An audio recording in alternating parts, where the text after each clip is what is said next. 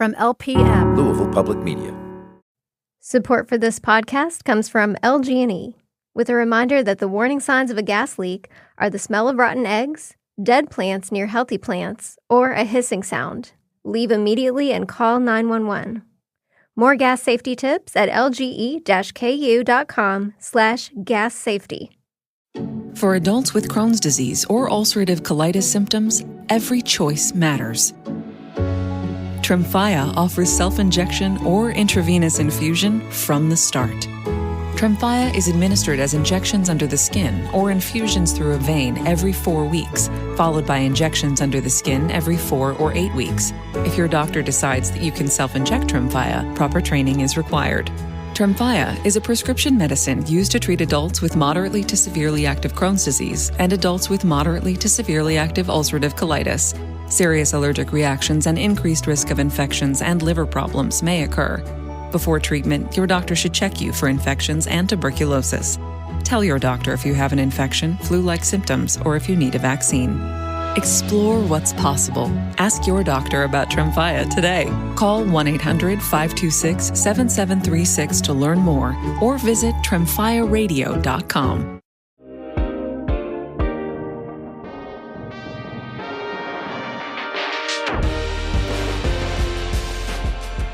Welcome to On Track with LPM. I'm Michelle Tyreen Johnson. Janice Clarke opened a Jamaican restaurant, Elliment, in downtown Louisville earlier this year, and it's already becoming a gathering spot and resource for Louisville's Jamaican community. Last month, Clarke's native country of Jamaica was devastated by Hurricane Melissa, the strongest recorded hurricane to ever hit the island country.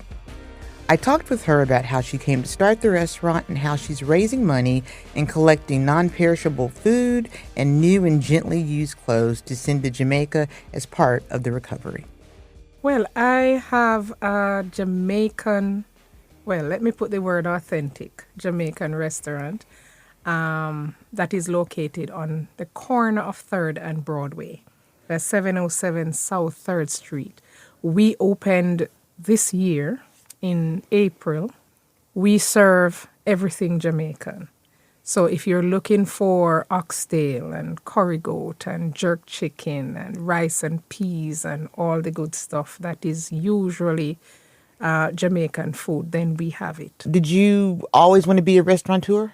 Well, I've been in the restaurant business all my life. And I thought about working with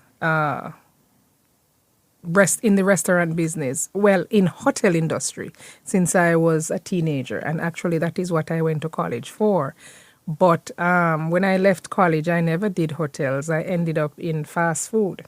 So I did fast food for 25 years. And sometime in 2012, while I was in New York in my basement apartment, this concept came to me for a Jamaican restaurant that could actually be home for me, because at the time I was missing home and I wanted the sun and the sand and the sea and everything together that would make me feel at home. So I sat down and I penned everything that came to my mind, and of course the cost kind of scared me. So I just tucked it in and went back to my regular 9 to 5 until, of course, things happen and life led me to be out of a job. Yeah, life be doing that, doesn't it? And then I just went back to my little piece of paper and said, well, now it's time. Right. So you're originally from Jamaica? I am Jamaican. Okay. Tell me a little bit about that. Like, what part of Jamaica and when did you come to America? Of course. I was born in Jamaica and I spent the greater part of my life in Jamaica. I actually moved to America in 2010, December 2010. I landed in New York, like most Jamaicans do when they come to the United States. And, the rest is history. I lived in Orlando for about 7 years. I lived in New York. And then my job asked me to move here to Kentucky, and accepted. And that is how I came here. You know, I had to ask that. How did you get to Louisville, Kentucky? I've heard about Louisville, Kentucky, because, of course, I worked with the chicken giant, and that was Kentucky everywhere was in my ear. But I just never knew where it was and didn't know what to expect. But back in 2016, I was asked to do some work here, and so I had been visiting. So I was here probably for a week and back to Orlando, and then in 2020 during the pandemic, they asked me to move here. So I said, well, why not? New adventure. Right. And that is what I did. So I moved here. So what made you decide to start your restaurant? I just felt that the time was right.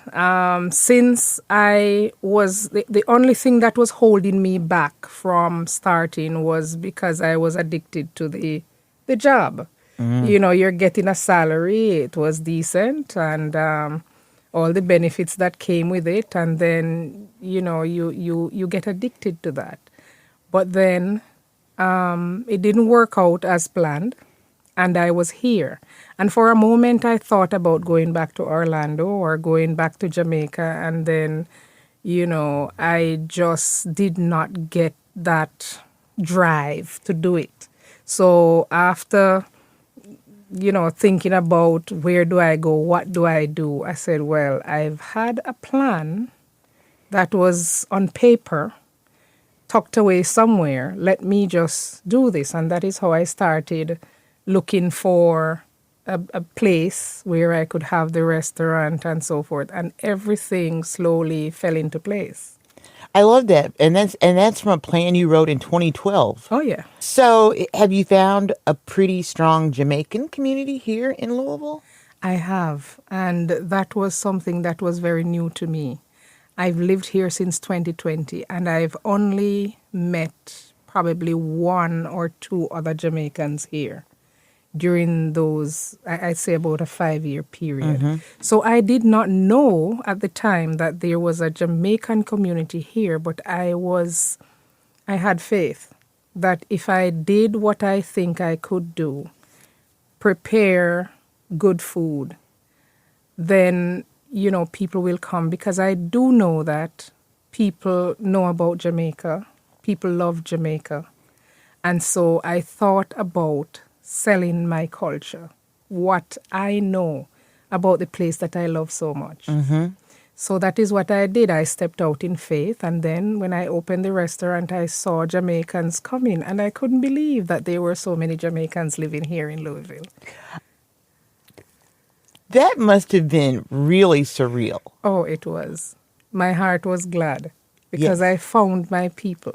But although I really wished there were more, because I'd lived in New York and I'd lived in Orlando, and the Jamaican community in those two places, they were everywhere. So I'd always wished that there was a large Jamaican community, but it didn't bother me that there wasn't, because the people that were around, you know, they showed me love. So, Sure. you know, I was happy when I found my people. And I'm sure your people were happy to find you. Of course. Yes, yes. Of course. So, you know, let's get to the very unfortunate Hurricane Melissa. Yes. Do you have loved ones still in Jamaica who that do. has impacted? I do. The majority of my family members are living in Jamaica, and they are living in the parish that is most hit, which is St. Elizabeth. One off, I'd say, because there are other parishes that are suffering as a result of this hurricane. But I have family members living there. For the first couple of days, I didn't know my head from my foot because I could not reach them. And it was it was a weight that had my heart skipping a beat every 5 seconds. But I finally heard from them. They got one of my sisters, her roof came off, But, thank God they did not sustain any bodily injuries or anything, and they are on their way to recovering. Okay. How many siblings do you have? I have 6 sisters. Are your parents and your siblings all still in Jamaica? My father is here. My mom is late, but my father lives here with me for I'm gonna say half the year because he just cannot get Jamaica out of his system to stay here. So he's currently here with me. And then my other sisters are in Jamaica. Okay. So what have you done to help raise money? I know you've been doing that. How have you been doing that? So we have on our social media pages, we have been, asking people, but we are a collection center. So if there are things that you would love to donate to the recovery, then that is something that we would collect. And I have been getting a few calls from persons who, and I've had a couple of people drop off some stuff. We recently had a little Jamaican party and the turnout was very good. So we've pledged to for the proceeds from that party to go towards the recovery effort. Oh, that's great. So when you say you're collecting items, what kind of items are you looking for? Well, non-perishable items mostly, because we have not put together an exact date as to when we are going to do the shipment. And so we want to have canned items. We want to have toothpaste, soap, those things that we know we can help to at least make somebody's life a little easier. Do the people there need clothes? They do, of course. What kind of clothes? So I usually, because I do a little charity myself, I run a small nonprofit called Sylvia's Hope. And so I usually bring children's clothing. All I'm asking is that we want good clothing. Right. Not the raggedy clothes. Not raggedy. And I would prefer new, but if it is lightly used, I am sure that there is someone who I can bless with that. But we don't want raggedy stuff. We want to give something that people will be able to appreciate and wear. So do you see yourself at some point, because I think I heard you say you go sometimes to distribute items. When do you see yourself going again? I know it's probably travel's difficult. It is, and I am watching to see what is going on. I understand that the airports are slowly coming back to normal. So I am thinking about towards the end of this month to travel and to bring some stuff. Man, that's amazing. I'm sure your sisters would love to see you. Oh, yes. Yeah. I am in touch because it's hard to watch, but it is hard to stay away. It's hard to stay away because some of what I see, I never thought that I would actually live to see that in my lifetime. The devastation is bad. I was going to ask you, how do you feel when you see the devastation on the news? I mean, tears is always there. And sometimes it is just hard to have the conversation because you feel helpless. You are not there to help. You don't know some of these people that you're seeing suffering. And so, you can't reach out and even give an encouraging word. So it is very difficult just to watch. And I was telling a friend yesterday that sometimes I feel like I need to put the phone down, shut it off, don't watch. But then there is always this need to see what is going on. And in the background, I am here planning on how can I assist. And every single time I put food to my mouth, my belly burns because there is somebody who is hungry. That's such an amazing way of putting it. What do you think could be better done to help support Jamaica? It is each one help one kind of mentality that is needed. And I know that there are a lot of relief efforts that is being publicized, but there are still some people who are not getting help. So the folks that are who are better off in the immediate communities, if they could, reach out to the ones who can in the surrounding communities, those are the people on the ground who need to be able to reach, because if the trickle-down effect is not going to happen as quickly as it should. Yeah, that's which is probably with most places that have been devastated by any kind of natural disaster or something like that.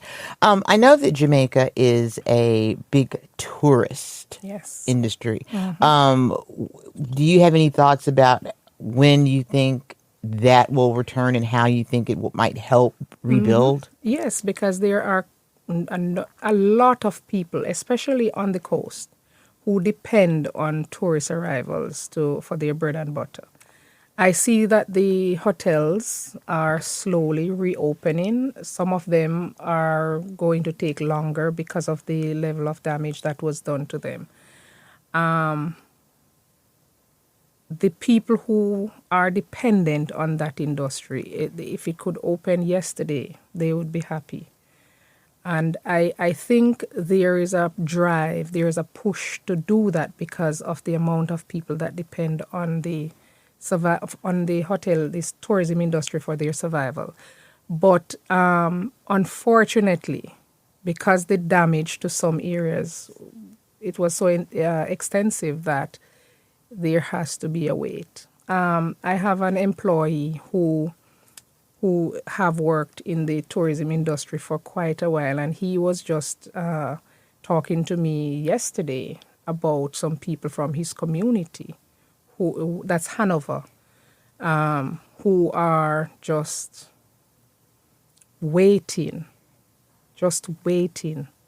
because the hotels there, they're closed, they have no jobs, so he really just have to be helping out this one and helping out the other. And that is how, most people are surviving. Yeah, and I can imagine how difficult it must be for someone like you with the big heart to carry on your business, carry on with your friends and family here, and know that there's more you wish you could do. Oh, there's so much more that I wish I could do. I pray every day. I said, Lord, if there is somebody who could give us what we need so that we can help somebody else, then that would be great. And people are coming. I do have, when you buy any meal at the restaurant, there is a donation section that you $1, $3, $5. And it might sound small, but we have a saying in Jamaica, every mickle make a muckle. Say that one more time. Every mickle make a muckle. And we have another one that say one cocoa, full basket. So if more people donate their $1, that is so much help. That $1 is going to a very worthy cause, because when we are going straight into the communities, and we are going to be doing the work right there in the communities. Do you have an idea about how much you've raised from that way of doing it? The last I checked, I had almost $300. Okay. I am running the campaign until the end of November. So hopefully we will raise more. And I do know that we will raise more. And it's not going to be a grand amount, but as I said before, every little bit counts. It does. And so just sort of to put a bow on it, as you know, Jamaica is moving forward in its recovery. Mm-hmm. What is it that you want for your business, your restaurant, your baby to do? Oh, my baby is there for a whole lot of reasons that are bigger than me. And when I opened that restaurant, one of the things that I had on my agenda is that there are going to be some people that are going to be blessed because that restaurant is there. And I have partnered with a young man, Ron, and Ron collects my leftover food and all the things that I want to donate to some people who he feeds at his church. And that is one of the projects that we have been doing since I opened. You know, we feed.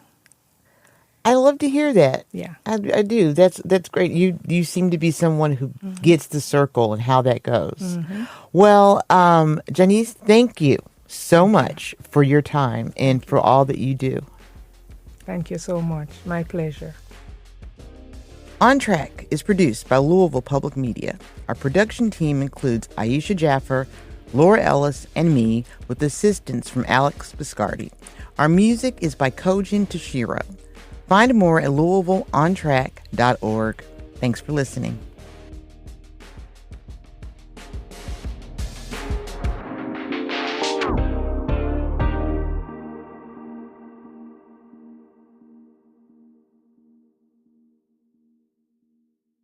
Support comes from Vision Zero. On foot or behind the wheel, safety is a shared responsibility. And Vision Zero Louisville believes 0 roadway fatalities is the only acceptable amount. Their mission is to create safe roads by design, engineering solutions, and education. More information at visionzerolouisville.org. Where would breakfast be without bacon? And why even have pizza without the spice of pepperoni or the flavor of sausage? It's pork that brings the flavor every time. So see your chops, bake tenderloin, and taste what pork can do. This message was brought to you by America's Pig Farmers.